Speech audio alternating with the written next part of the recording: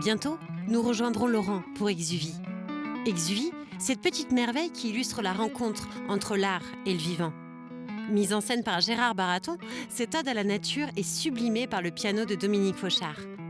La grandeur de ton âme est énorme, énorme. Bon vent, Laurent. Merci encore à la rivière. Et même Merci si on reste encore à toi. très longtemps ici, est-ce que tu acceptes de nous ramener à Tarragora? Je vous ramène. On te suit alors. Allez. Parti.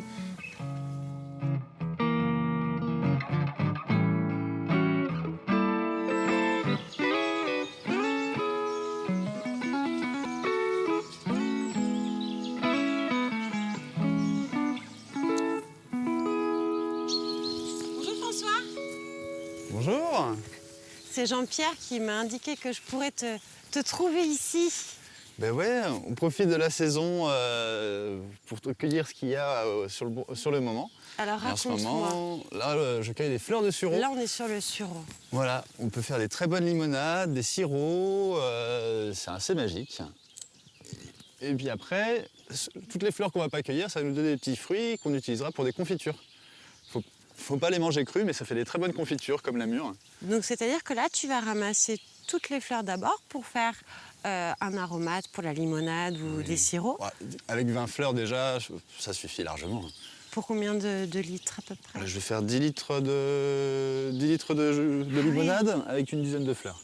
C'est énorme. Pour faire du sirop, je sais pas, il faudrait une cinquantaine de fleurs pour faire 10 litres de sirop. Donc ça, c'est un arbre magique qui est très généreux. Qui est très généreux, Et qui qu'on attire trouve les partout. abeilles en plus, Exactement. qui est formidable. Il fleurit combien de temps à peu près? Tu as combien de temps? 2-3 semaines. Oui, donc c'est très Oui, c'est rapide. C'est la saison. Faut en profiter tant que c'est là. Complètement. François, il y a un sujet que j'aimerais bien que tu me parles.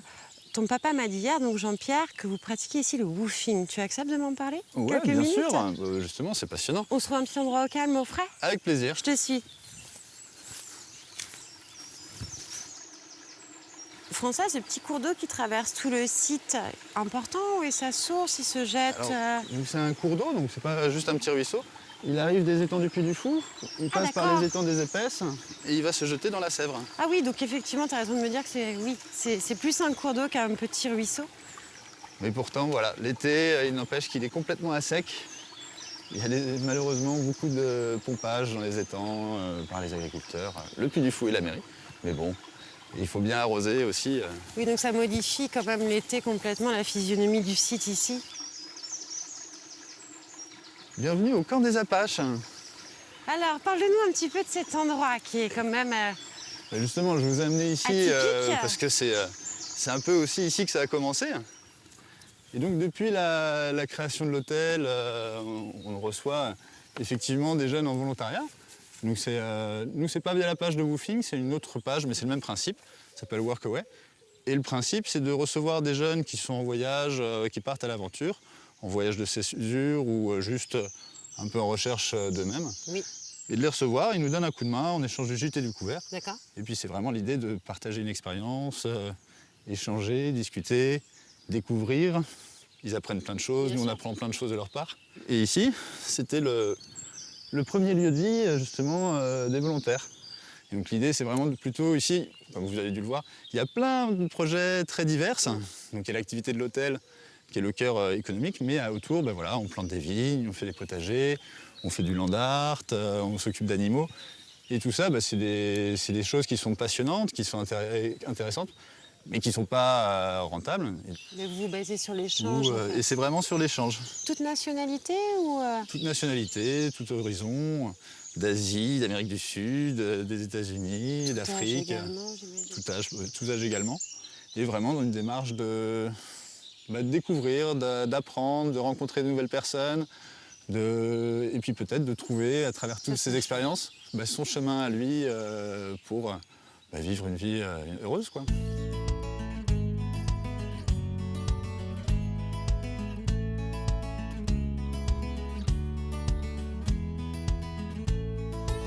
À vos crayons. Pour une limonade au sirop made in François, choisissez de jolies fleurs issues d'un espace démuni de tout pesticide. Puis de l'eau. Versez des litres et des litres d'eau sur vos fleurs de sureau. Tu en prépares des grosses quantités en saison que tu conserves après sur toute l'année? On ne peut pas le conserver très longtemps non plus. D'accord. Donc c'est un produit de saison. Un produit de saison, voilà, un respect des saisons. Place désormais au sucre. Choisissez un bon sucre roux que vous associerez à des quartiers de citron bio. Voilà donc une boisson hyper facile à préparer et que tout le monde adore. Alors, merci François, merci pour cette belle recette.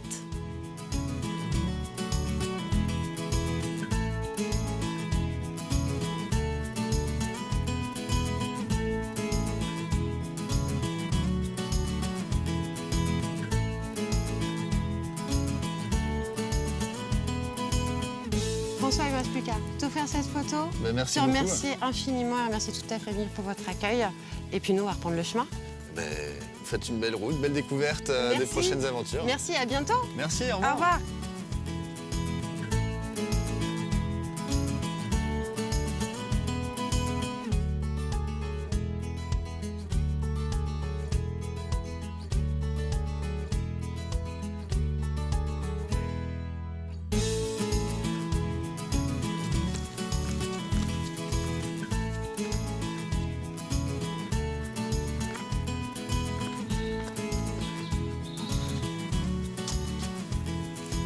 Alors, Stéphane, on a quasiment moitié fait. Tifauge, Mortagne, Saint-Laurent, Saint-Malo, les Épaisses. Et ce soir, Montaigu. Parti.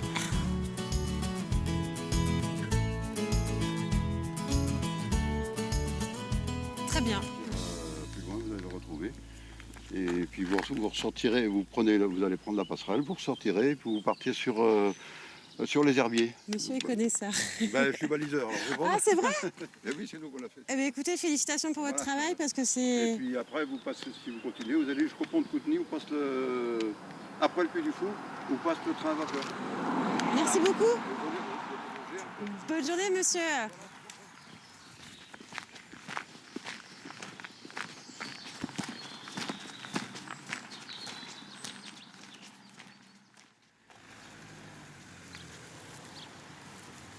L'atelier de Mathilde, création d'objets en vitrail. Eh bien, écoute, moi, je vais me taper de culot.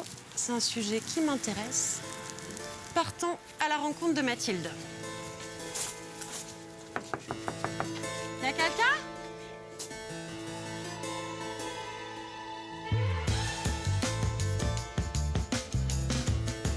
Et voici Mathilde. Mathilde, l'artisan verrier. Mathilde la passionnée. Mathilde qui accepte de nous ouvrir les portes de son atelier. Action. Ici, aux Épaisses, Mathilde s'épanouit. Ses œuvres sont comme des récits écrits au pinceau. Des récits dont les personnages fantastiques sont légers, tout en douceur et en transparence. Vive et chaude, les couleurs choisies sont assurément une invitation à la rêverie. Est-ce que là, Mathilde, tu nous disais que c'était une création, l'une de tes créations. Est-ce que tu travailles aussi pour des œuvres de restauration, pour des travaux de Oui. restauration? Ah oui, mais le métier, c'est ça en fait. On a une partie création et une partie restauration. Et là, par exemple, il y a ce panneau qui est posé ici, qui fait partie de tout un ensemble. Il y a 18 panneaux en tout que je dois démonter, changer les pièces qui sont cassées et remonter ensuite en plomb propre pour aller les retourner ensuite dans la chapelle. Sur une chapelle Voilà. de Vendée? C'est une chapelle privée qui est à la Richerie, donc D'accord. entre Borpère et Bazin-Jean-Paillet. Ok. Et du coup, les vitraux, ils ont au moins un siècle, je pense. Et normalement, nous, on doit intervenir tous les siècles, en fait, sur un vitrail. Parce que ce qui dure le moins longtemps dans un vitrail, c'est le plomb. Ça ne dure que 100 ans. J'imagine que tu vis beaucoup de cette activité de restauration. En revanche, je pense que tu ne pourrais pas te passer de la création, qui est quand même Non. aussi l'âme de ton métier. Ben, moi, c'est pour ça que j'ai commencé. La restauration, c'est intéressant parce qu'on voit le travail, comment il a été réalisé avant. Oui. On a aussi des mauvaises surprises, assez régulièrement. Mais la création, ouais, moi, c'est ce qui m'éclate, en fait. C'est vraiment la peinture sur verre, c'est vraiment transférer mon univers un peu héroïque fantasy. Je suis aussi fan des cultures asiatiques, donc Oui. un peu tout ça, les transférer dans le vitrail, c'est sympa parce que c'est pas ce qu'on voit d'habitude dans le vitrail. Donc, moi, c'est ça qui m'éclate aussi. Mathilde est une artiste née. Toute petite, elle adorait déjà pinceau et crayon. Elle aimait dessiner, associer les formes et mettre en couleur. Un parcours de vie tout tracé. Chapeau l'artiste. Reprenons notre chemin. Depuis les Épaisses, direction les Herbiers. Malgré toutes ces belles rencontres, la fatigue se fait sentir. Une pause s'impose. Mais où? Comment? Avançons.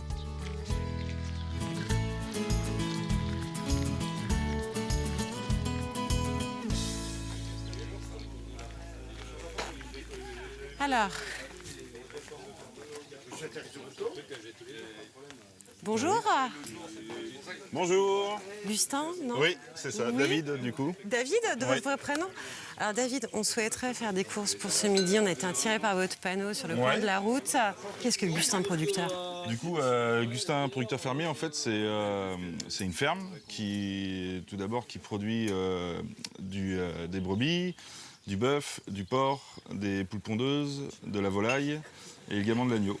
Et, Énormément de choses quand même. ouais, on est une ferme qui est assez diversifiée. On est 3 associés, puis on a 6 collaborateurs qui travaillent avec nous. D'accord. On est passé d'un système où on était une ferme conventionnelle, traditionnelle, à une ferme en fait où on a fait s'est converti l'ensemble de l'exploitation en bio et également on s'est lancé dans la transformation et la diversification en fait. Ça se fait là du coup j'ai un labo de transformation laitier. Tout ce qui est fromagerie. C'est-à-dire que les petits fromages de chèvre que je peux Alors, les voir fromages, là, alors moi, d'installer. tout ce qui est produit ici, ça va être ce qui est fromage de brebis et fromage de vache. Et tout est fait ici. Tout est fait ici. D'accord. Et du coup, le but, en fait, c'est de faire travailler des collègues voisins avec nous. Ça permet en fait de proposer une large gamme de produits. Après, qu'on vend nous sur les marchés, qu'on vend sur notre site internet, qu'on vend en magasin sur la ferme. Et également chez des distributeurs type épicerie spécialisée, D'accord. magasins producteurs. Pourquoi avoir voulu à un moment donné faire évoluer cette ferme qui marchait bien? Moi, l'idée de base, quand je me suis installé il y a 2 ans, en fait, c'était de conserver en fait, la valeur ajoutée des produits. C'est un peu le problème à l'heure actuelle, je pense, dans l'agriculture. C'est qu'on produit des matières et en fait, on n'est pas maître de nos prix. Ouais. Et du coup, on trouvait ça notamment très intéressant en fait, de maîtriser notre produit de A à Z. Tous les produits que nous vendons, que nous produisons sur la ferme sont issus de l'agriculture biologique, voilà, par conviction. Et en fait, on peut faire bien en produisant un peu moins parce que c'est une ferme, on a beaucoup d'ateliers, on a 6 ateliers à l'heure actuelle. Mais c'est des ateliers qui restent quand même à taille humaine. Est-ce que tu me présentes un peu tous ces produits parce que... Alors, du coup, là, c'est de la rillette de Chaleureusement, volaille qui est produite. David nous invite au banquet organisé par l'ensemble de ses collaborateurs. C'est une production Du maraîcher au brasseur, du coutelier à l'éleveur, cette joyeuse bande s'est réunie pour fêter ensemble l'anniversaire de cette jolie aventure nommée Gustin Producteur. Quel bonheur d'être présent. Pour tout vous dire, on s'est vraiment senti ici en famille. Une famille au cœur énorme qui reçoit en toute simplicité, sans chichi ni blabla. Regardez et admirez toutes ces belles choses. Perso, je me suis régalée avec ces petits fromages de chèvre. Et toi, Stéphane, qu'as-tu préféré? La surprise se poursuit.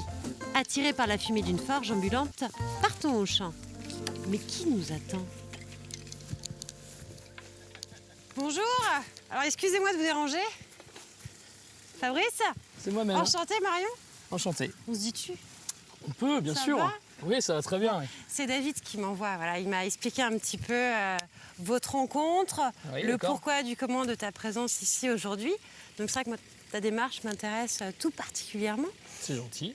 Restaurateur au Boupère, c'est ça? Exactement, on est depuis 7 ans installé avec David et Stéphane au Boupère, le 3 Piliers. On s'est installé il y a 7 ans et on a décidé de faire un restaurant local. Mais quand on parle de local, c'est vraiment de l'art de la table jusqu'à ce qu'il y a dans l'assiette. Donc local, de saison, et vraiment d'aller démarcher toutes ces petites personnes qui sont à droite à gauche, qui nous font des super produits, voilà, tout en respectant la saisonnalité. C'est Mais le quand maître tu mot. dis de l'art de la table au produit, c'est-à-dire que même l'assiette, le couteau... Mon assiette est de chez Adélaïde, la potière qui est à côté de chez nous, le couteau est de chez Tristan, nos tableaux sont de chez Alexandre. Voilà, notre restaurant a été bâti qu'avec des artisans locaux. La carte, elle est 100% locale. Et d'un point de vue culinaire, on va revenir quand même Ouais. sur la gastronomie. Qu'est-ce que ça apporte en plus de se servir? C'est une démarche qui est fondamentale pour nous, c'est-à-dire que le client, quand il arrive chez nous, il sait que chaque ingrédient, chaque chose qu'il aura dans son assiette, on va dire que ça a été... on sert un petit peu de système de validation. C'est-à-dire que nous, on est simplement un relais entre le producteur et notre client. Et quelle reconnaissance pour le producteur?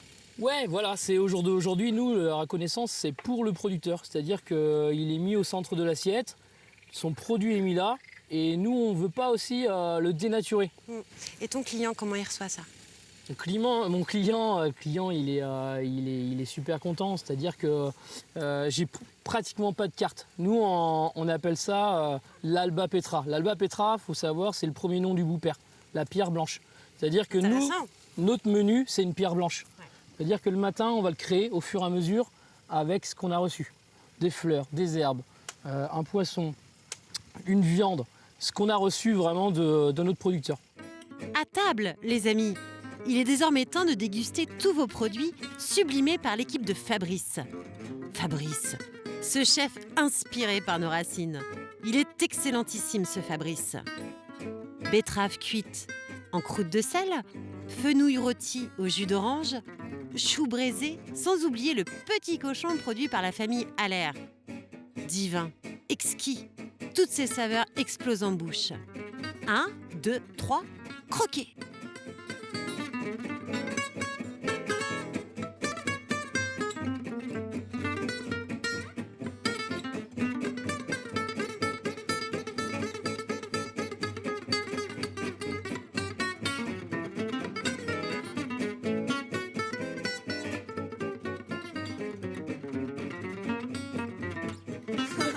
Cheese. Merci. Bravo, vous pouvez retourner à table en fait. Ben non, mais c'est nous qui Merci vous beaucoup. remercions Et puis, de votre venue. à bientôt. Oui, ben, au plaisir. Ah bah, avec plaisir.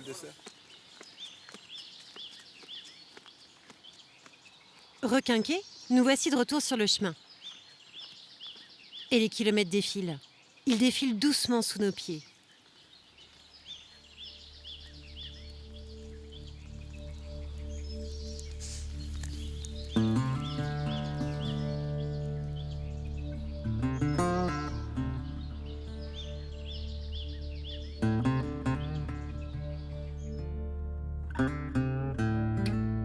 Un moulin?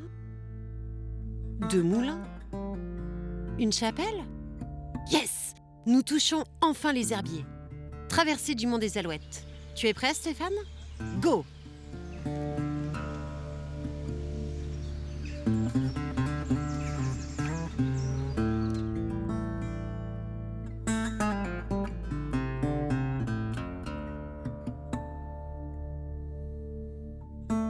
La chaleur est là. Elle devient même pesante. Marcher à l'ombre des arbres, profiter de la fraîcheur d'un étang, c'est décidé. Nous partons vite en forêt.